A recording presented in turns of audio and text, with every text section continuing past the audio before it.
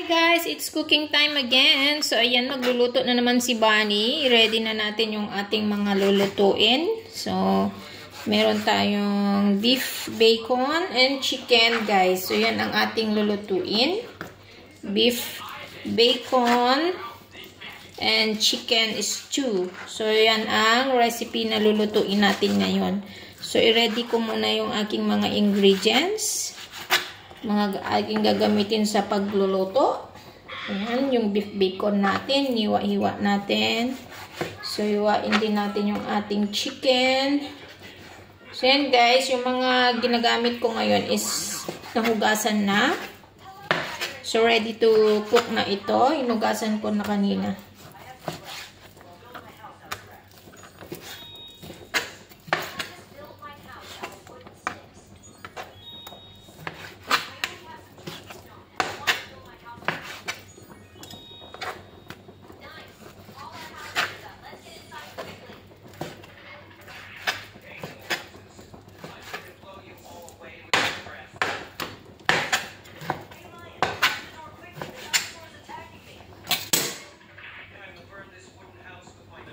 So, and guys, maglagay na tayo ng ating mantika sa ating kawali. So, ang aking ginamit is olive oil. Painitin lamang natin. Once hot, guys, ilalagay natin yung ating chicken. And of course, our bacon.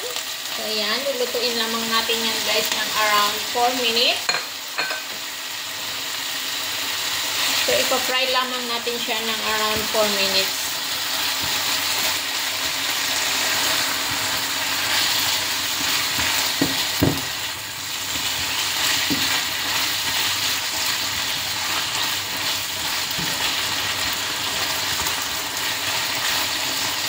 So, ayan guys, nag-slightly brown na yung ating chicken. Maglalagay na tayo ng 2 tablespoons of cornstarch. And then, mix lamang natin guys. Mix, mix, mix.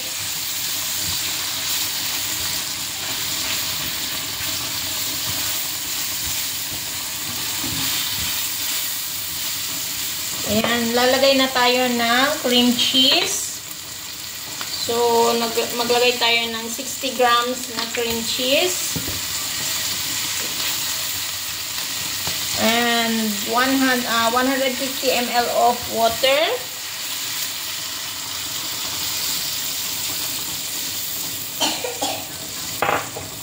So, yung alaga ko guys, di na naman pumasok kasi meron na naman siyang ubo at sipon. So, yan.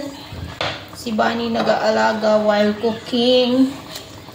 So, maglalagay tayo ng chicken cubes at yung ating marmalade, onion marmalade. So, maglalagay tayo ng onion marmalade. So, ito yun guys, onion marmalade natin. Ilagay natin.